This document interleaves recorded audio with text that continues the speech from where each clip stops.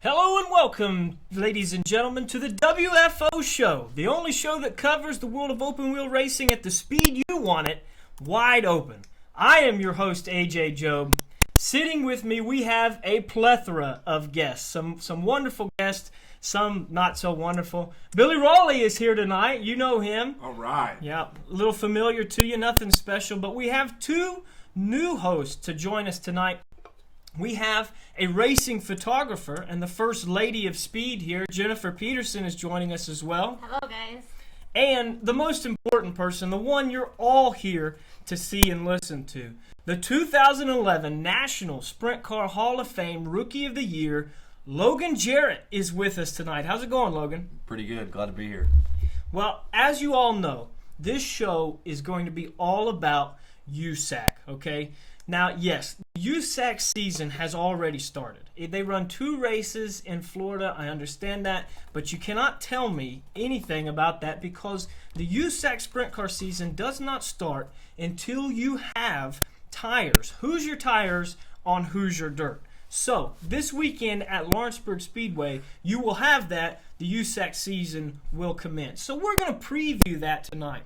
And we want to try to do something special. We got Logan here joining us.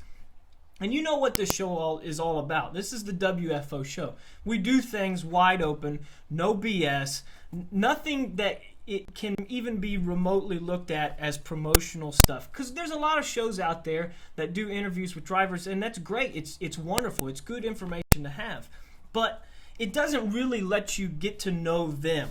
And, you know, you might know them as drivers, you might know their teams, their sponsors, things like that. But we want you to get to know the drivers because when you go to the track, you need somebody to root for. And the best way to do that is to have everybody sit down at the round table and enjoy themselves. And that's what we're going to do tonight. So hopefully, by the end of the night, if we've done our jobs correctly, you will know Logan Jarrett better. And you will be able to go to Lawrenceburg and root for him the way that I'm sure he would want you to do. So and buying T-shirts too. That's right. You gotta buy T-shirts. That's very important as well. So, without further ado, let's go ahead and get to the headlines and talk about the IndyCar series. Oh, Mulligan in Indiana.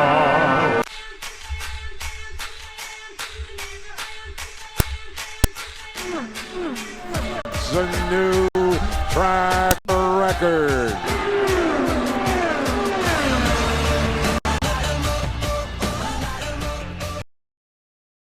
Well, the first race of the IndyCar season has happened, and as you all know, the Verizon car driven by Will Power was the one that found victory lane in St. Petersburg.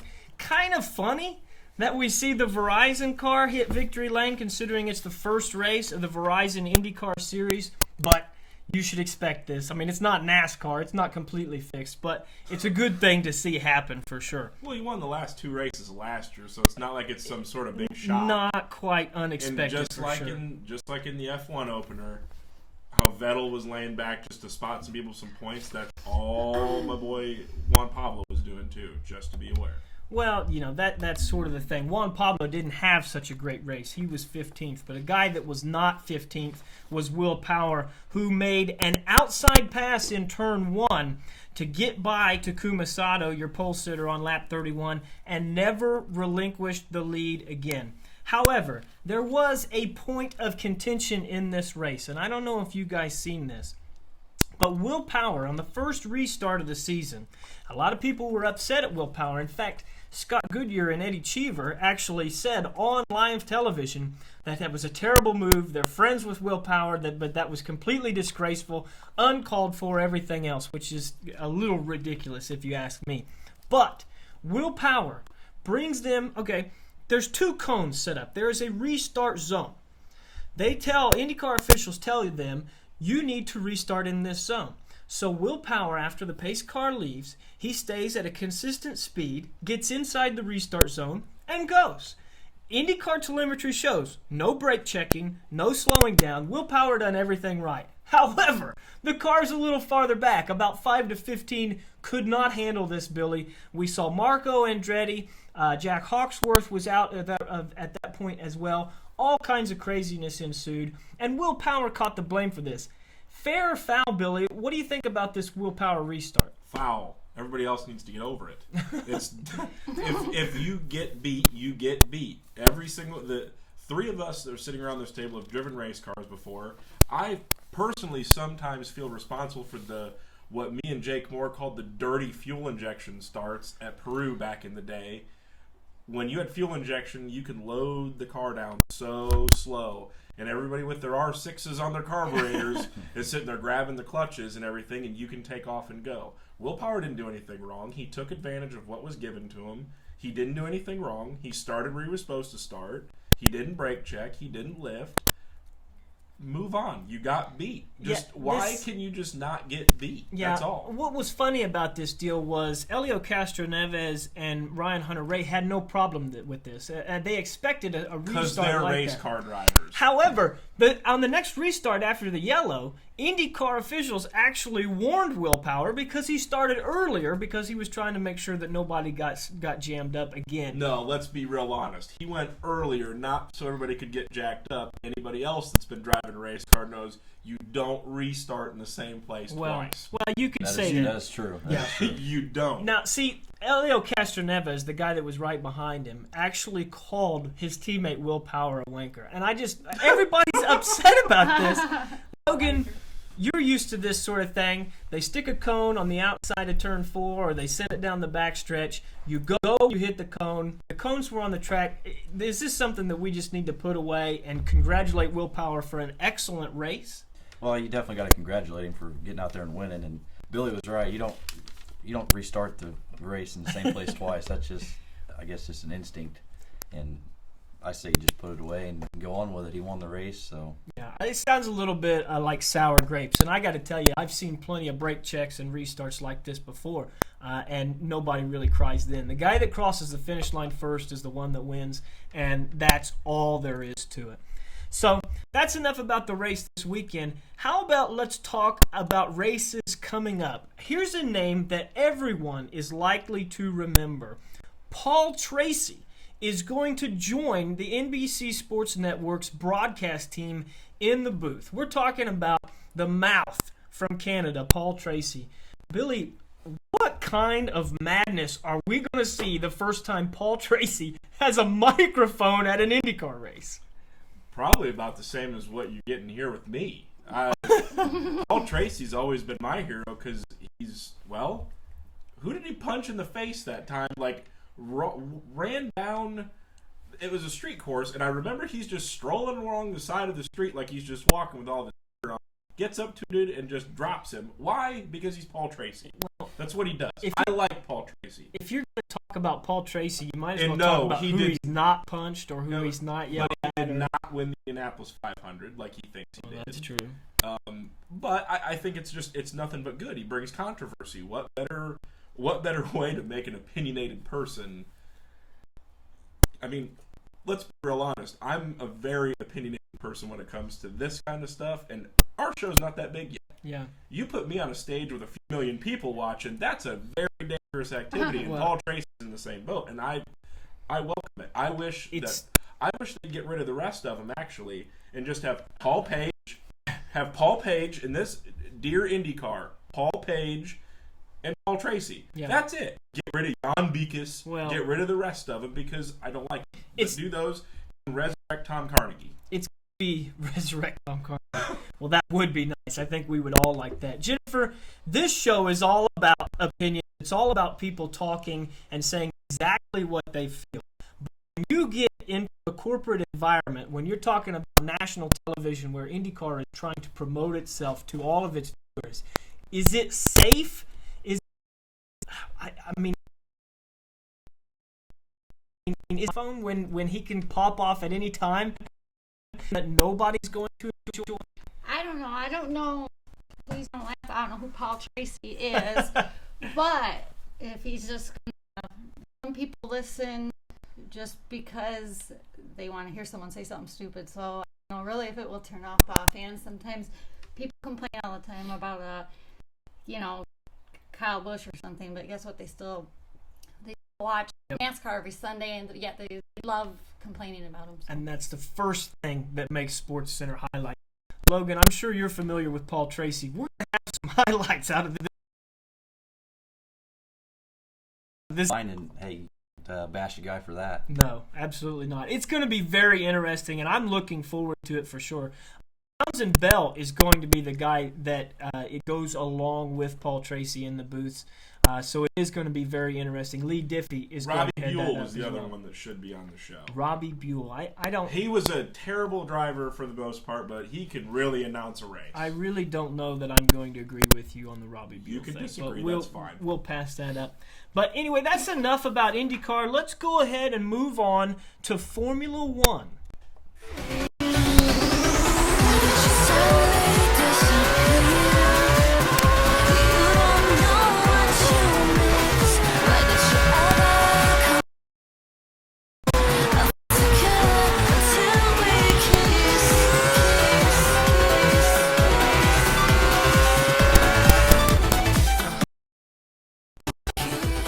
In Formula One this week, it was all about Mercedes again, but this time a different driver took the Mercedes car to victory lane. Lewis Hamilton scores his first win of the 2014 season, making it a clean sweep so far for Mercedes. Nico Rosberg, the world championship leader right now, coming in second. But, Billy, Lewis had a tough race in the opener in Australia, but we go to Malaysia. He dominates 17 seconds over his teammate, which is something that was pretty impressive. Here's my thing. Formula One has a tendency to get boring at times. And this Malaysian Grand Prix, I was not feeling it. It's bad every year. Right. Somebody always runs away. I have what I call the accelerated version of Formula One races. That's where I DVR the races, and if it doesn't have good racing, we hit fast forward and you check and see when stuff goes down. And that's what I did this weekend. And the problem, I think, and I like Lewis Hamilton, I like Nico Rosberg, but are we going to be in trouble? Are we going to see sleepy races all year if this Mercedes is as dominant as they've shown in the first 2 weeks? Probably, but I don't see the problem with it because there was a few years that Red Bull was so dominant that it was the same thing. There's no difference. I wish Michael Schumacher was still in a car to do this. I think that would be cool. Right. But it's going to be the same thing. I think the cool thing is that it's not going to last forever because Adrian Newey's going to finally just get pissed off enough to where he just finally says we have to figure out something or heads will roll. And we all know Vettel's a great driver. We all know that, all of them are really great, just even the ones that are in the junk in the back of the field. But I'm okay with Lewis Hamilton. I said it a couple weeks ago. I'm fine with the guy taking off, leading every lap, winning the race by 20, 30, 40 seconds.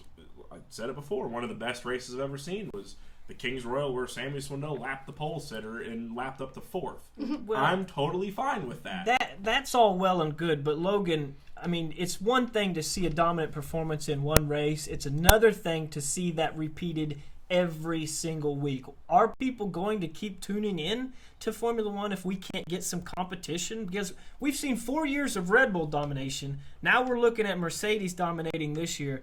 How are we going to keep people interested if we can't have some type of competition? Well, they're definitely not going to want to watch basically what we call a dirt track of one groove, just follow the leader. Right. Like some tracks around Indiana are, and just it really did put on for good racing. And the fans, they spend their hard-earned money and come out there and want to watch us do battle and race, and I don't think it would be very good. Yeah.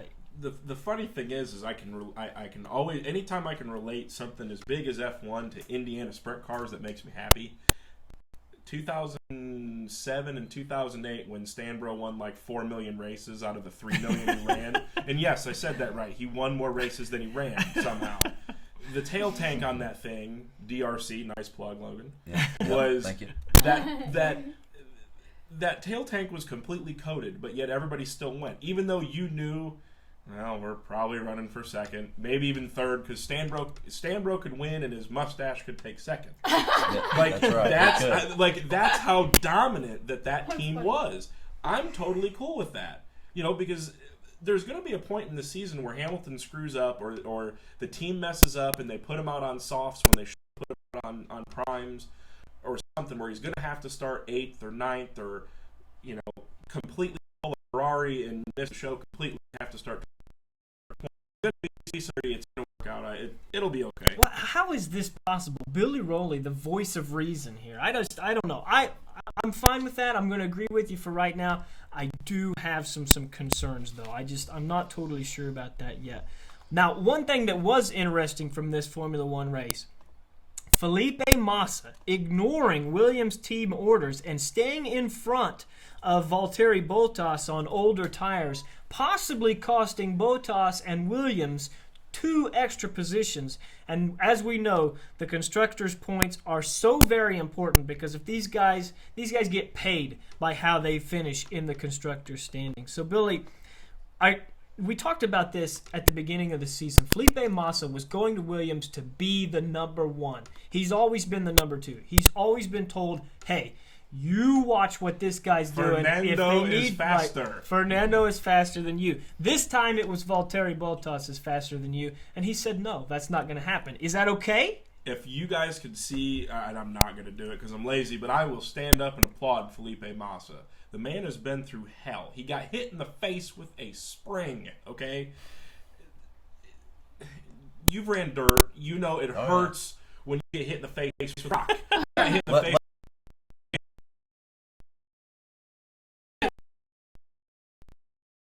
The face with a spring at 200 miles an hour. And then came back and raced semi-competitively in subpar equipment that year for a Ferrari. He deserves it. He's definitely Bottas not has anything, proven that's for sure. anything. As far as I'm concerned, he's fast. He's shown pace, but you're the number 2. I'm sorry. If that's the way that Formula One is supposed to be, too bad. Well, here's the thing, and Jennifer, we'll go to you on this. You are Sir Frank Williams, okay? You are the head of this team. You stand to make millions upon millions of dollars depending on where your cars finish in this race. Right. You see Felipe Massa not able to pass the car in front of him, and your second car is behind him. You tell Felipe to move over because you're convinced that the second car can make extra positions, and he refuses you. You're probably paying this guy millions of dollars to drive this car. How are you feeling about that? Wish I had $1 million to know how that felt, but I don't know. Honestly, that would be. I'd almost be proud of my driver for, having some balls there too. Testicular fortitude. Yeah. I mean, that's how he makes his living too. So I mean, he's got to. Yeah. Even though he's probably not hurting for money because he's over there running Formula One. So. Right. But hats off to him. How would you feel that if you brought out a backup car because Dave Darland needed one or something, and Dave Darland's quicker than you, and under a red, your dad came out and said, hey, why don't Darland buy? I would hop out of the car and walk back to the trailer and go sit. Well, for one, that's true, but my dad wouldn't do that. This is true. And two, that car doesn't say Darland on top of the sun visor, and he didn't work on that car to get track. That's so right. It's not going to happen. Right. Well, that millions of dollars, it's very interesting. There is one thing. He knew what he was getting in Felipe Massa. He should have expected this to happen. Williams did say that was fine. What they were going to do, they were going to let Massa back around if Bottas was not able to challenge. I think it was Magnussen at the time. Is that true? We don't know. Maybe. But Felipe Massa took the entire thing out of the equation. Type of scenario like last year with Clint Boyer and all of them. See, it sounds like the same thing. They're all acting, and fans don't do well with that kind of stuff. I'll tell you that. Team orders are illegal in Formula One. This is an illegal maneuver. As long as you come over the radio and just say, "Hey, Bottas is faster than you," okay, that's great. It's his job to get around me. Right. Yeah. That's how a racer thinks. But if he's faster than me, there's more than one. See if he can pass. Right. Well, and I can remember back in yeah. the day when, in the Ferrari days, when Schumacher was there and was winning the title, running away with it, Barrichello was way out front, and they straight up told him, "Let Michael pass you." Right. led the whole darn race, come off the last corner, and stopped on the front stretch and waited for Schumacher to go by, and then took off and ran second. He made it pretty obvious, and that's But yet that's at the same thing. time, and though, Schumacher did the right thing. Well, when they went to the podium, he got on second and would not stand on top of the box. That was, and he gave Barrichello won the race, and in the record books he doesn't. It's that guy. He had plenty of times where he's a class act. Hopefully he gets out of that coma. He's showing good signs, but that's a terrible thing too. But let's go ahead and move on from Formula One. I mean, you heard we got a panel of real racers here, and that's part of the problem that Americans have with Formula One. We don't care for some of this politic bull crap, and we want to see them race. And here's a series that does race. Let's talk about the World of Outlaws Sprint Car Series. You one of the best. You got a former president. The greatest show on dirt. The World of Outlaws STP Sprint Car.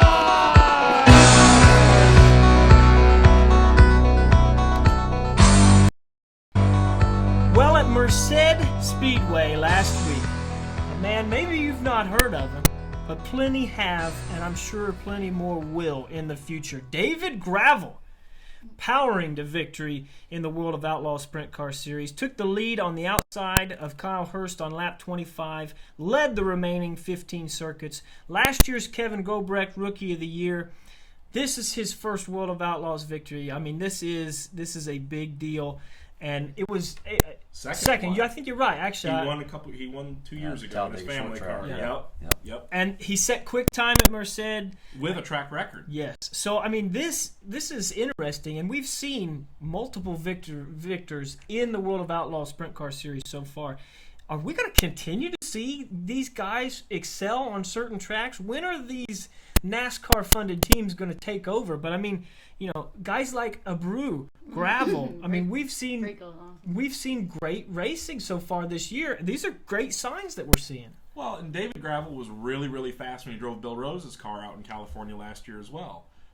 But he struggled really, really bad in Florida. I think it's all geographical. If you go back through it, the guys that are good are always going to rise to the top. You're going to always have your good racetracks, your bad racetracks.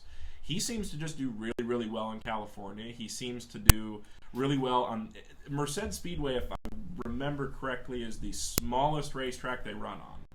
It's tiny. Close. It's awesome. And, you know, David got around there fantastic that night. When it's your night, it's your night. And congratulations to him. He deserves it. He's come quite a long ways, and especially, you know, believe me, I'm one of the biggest Bill Rose fans on the planet. After especially what I saw him do at the Four Crown last year, everywhere got rained out with the wing car, so he pulls his stuff in and ran back to Indianapolis to go get his non-wing car with no motor in it, and comes hustling through the pit gate 15 minutes before hot laps.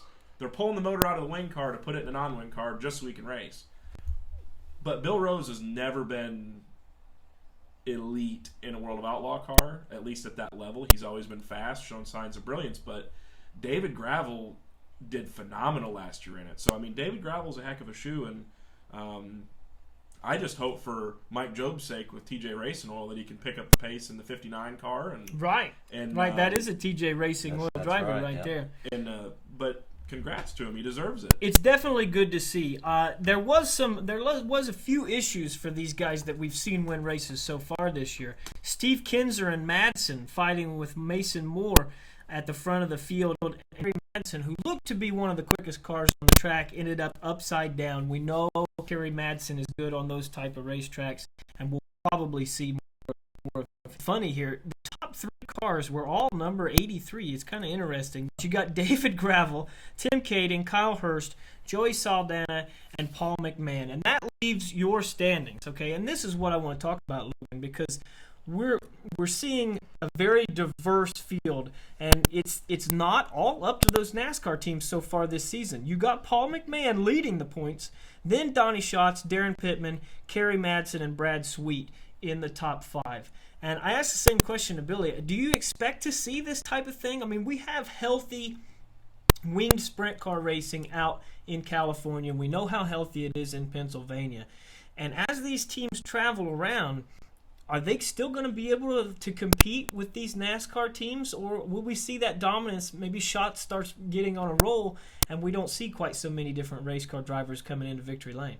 Well, I mean, Schatz, there's no doubt about it. I mean, he's one of the best there is, and he's definitely good everywhere he goes. And I always like to see the underdog do good, and like David winning, who's one of my buddies, and he did good, and he deserved that, like Billy said. And hopefully, maybe Paul McMahon can stay on top of the CJB Motorsports and take home the title. Yeah, it's going to be really interesting, and I know Billy, he loves Paul McMahon, but keeps saying as soon as they get out of California, he's convinced that that's going to go south, and they will be leaving California here soon. That tour is going to start progressively heading to the Midwest, so get ready to see some World of Outlaws action here very soon. One series, well, not necessarily a series this time, that was in action this week was some non-wing sprint car action. So let's go ahead and move on to the USAC Sprint cars.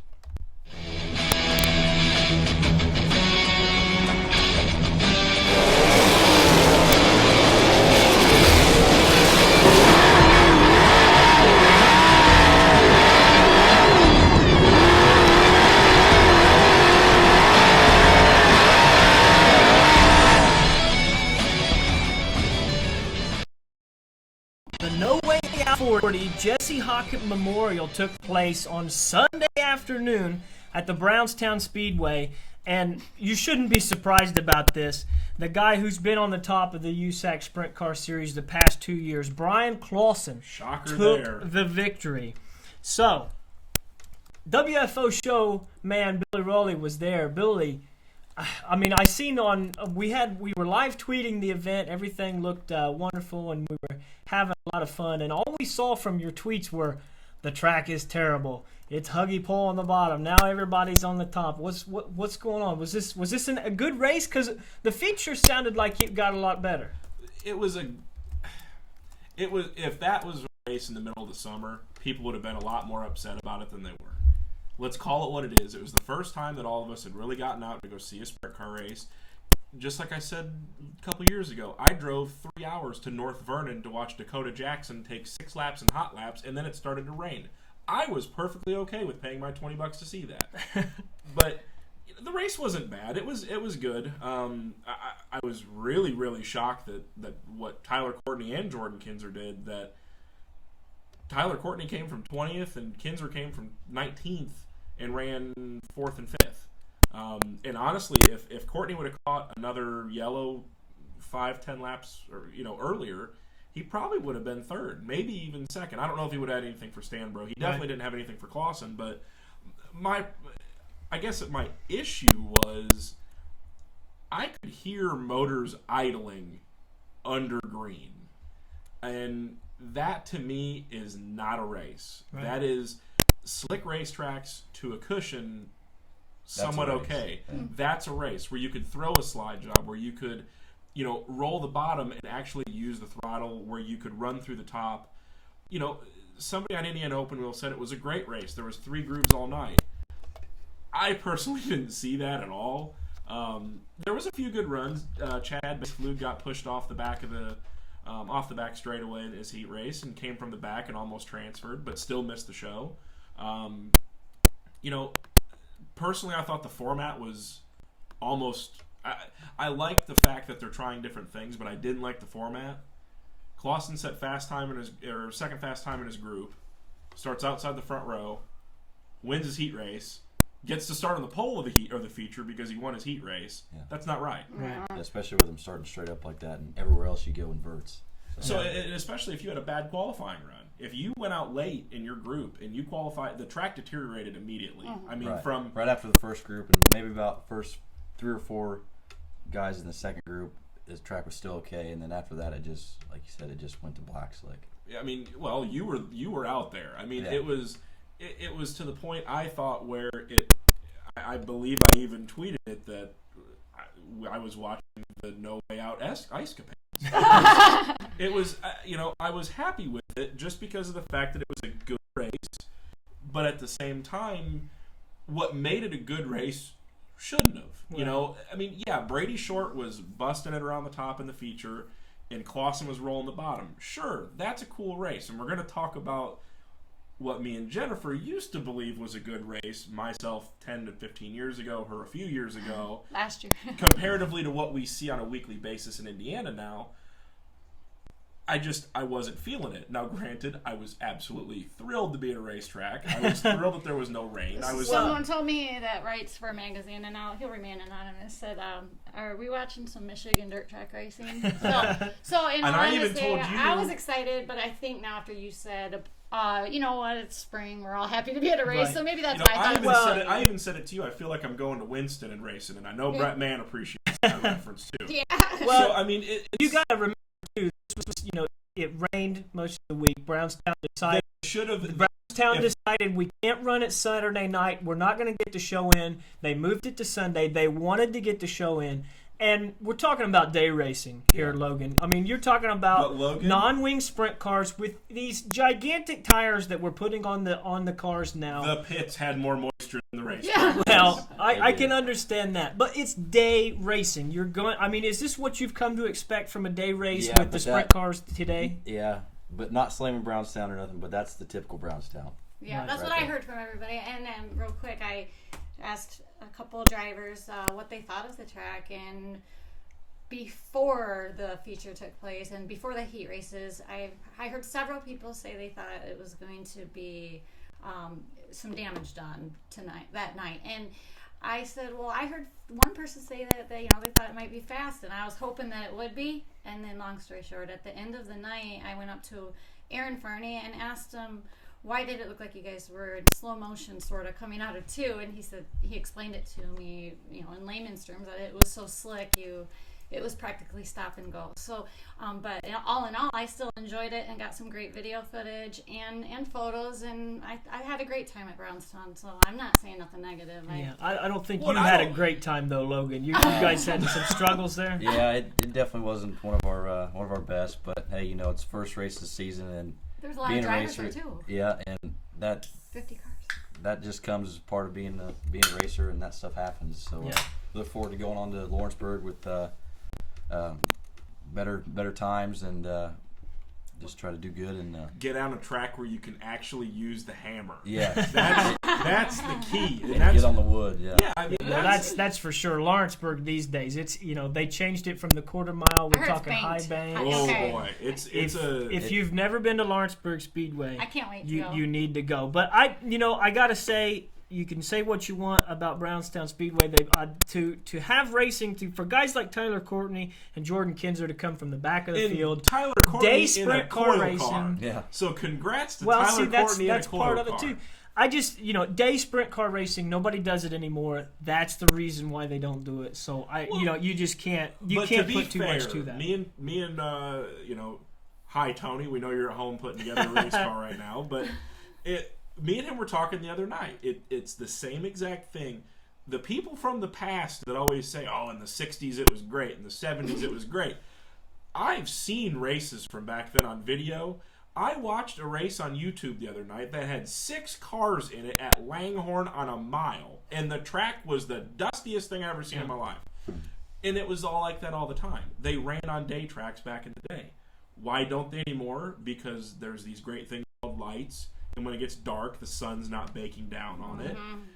Well, that and Hoosier's got a factory that's churning out rubber that could cover the entire state of Ohio if they wanted to. No problem at all. Yeah, but I mean, you can't blame them for wanting to make their cars faster. No. Hoosier isn't tired. Hoosier's. But then the series can step in and say, hey, maybe we don't do so much on these tires. Let's be real honest. A sprint car right now would look real goofy if you took 4 inches of tire away from it. Yeah. That's part of my problem with Pennsylvania. Looking goofy and having great racing, two different things, though. I disagree. That's enough about that. One thing we do want to do, we have a special announcement, some breaking news. We have the first list, preseason rankings of the Indiana Micro Sprint rankings here that we are going to release on the show for the first time. So you always get a little bit of information from us. This is just stuff that we got here. Also, of course, we're micro guys, come from micros, run micros in Indiana for many years. Actually, 3 of us pretty much. Right. That's where we. That's kind of where a lot of drivers are coming from these days. It's a great training ground for sprint car racing, sprint and midget racing in general. So, Billy, we got the first Indiana Micro Sprint rankings preseason stuff. Who do we got on the list? Well, there's 4 different classes. The junior sprint class wasn't being done just mainly due to not sure what's going on with it. The old man class, the papal class as we like to call it, did the top 5 there. 5th was Chris Smith, which I'm upset that he's not going to be in the corn cob anymore. Chris Smith is an old man. I'm going to hope Joe Leake is on number 1. Uh-oh. Ooh, Smoking man. Joe. Smoking Joe is